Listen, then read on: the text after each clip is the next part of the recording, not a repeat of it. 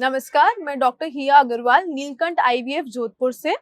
आज हम बात करेंगे निसंतानता से जुड़ी कुछ गलत धारणाओं के बारे में।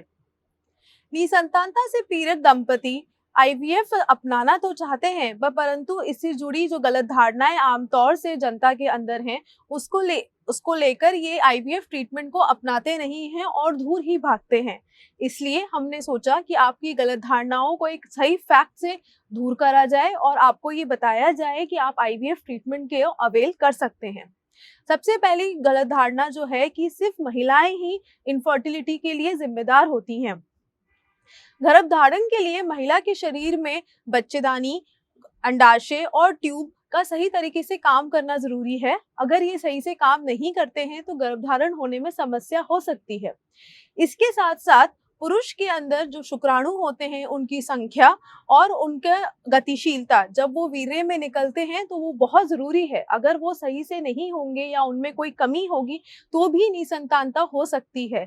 इसलिए निसंतानता के लिए दोनों महिला और पुरुष जिम्मेदार हो सकते हैं, या इन दोनों में से कोई एक या दोनों में कोई कमी हो सकती है।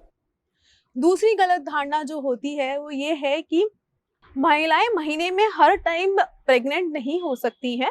हर महीने अंडाशय में एक अंडा मैच्योर होता है जो ओव्यूलेशन के टाइम पर, जिसको महीने के पहले दिन से 2 हफ्ते के लगभग जिनमें नियमित रूप से महीना आता है, ऐसी महिलाओं में वो उस टाइम पर अंडा फूटकर फैलोपियन ट्यूब में आता है। और इस टाइम पे अगर पुरुष साथी के साथ संबंध बनाए जाएं तो प्रेग्नेंट होने के चांसेस ज्यादा होते हैं।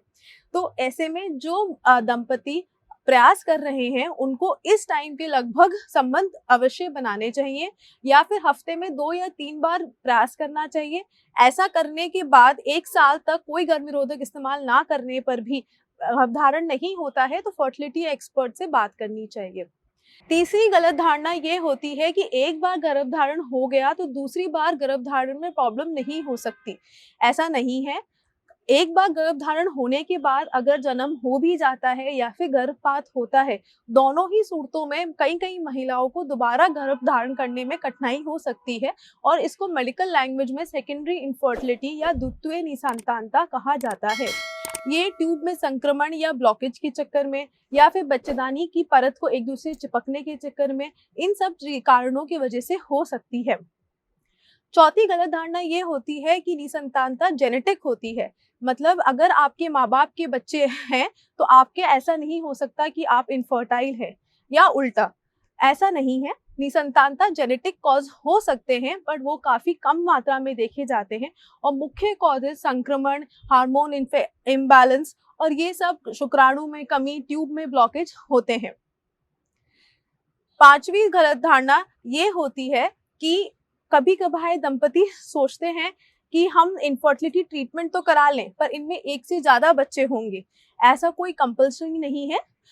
एक से ज्यादा बच्चे होने के चांसेस आईवीएफ में ज्यादा इसलिए होते हैं क्योंकि हम प्रेगनेंसी सक्सेस रेट बढ़ाने के लिए एक से ज्यादा भ्रूण गर्भाशय में ट्रांसफर करते हैं। पर क्योंकि आजकल आधुनिक तकनीकें आ गई हैं जिनसे कम भ्रूणों को ट्रांसफर करने के बाद भी प्रेगनेंसी होने के चांसेस ज्यादा अच्छे होते हैं, जैसे 5वें दिन का ट्रांसफर जिसको ब्लास्टोसिस्ट ट्रांसफर कहा जाता है, तो जिसकी वजह से डबल या ट्रिपल बच्चे होने के चांसेस काफी कम हो गए हैं। उम्मीद करते हैं कि हमने आपकी आईवीएफ से जुड़ी गलत धारणाओं को आज खत्म किया होगा और ऐसे दंपति जो बच्चे नहीं हो पा रहे हैं और कंसीव नहीं कर पा रहे हैं, उनसे दरख्वास्त है कि आप बिल्कुल घबराएं ना। आप आके इसका उपचार लें, फर्टिलिटी एक्सपर्ट से बात करें तो आपको निश्चित ही संतान सुख प्राप्त हो सकता है।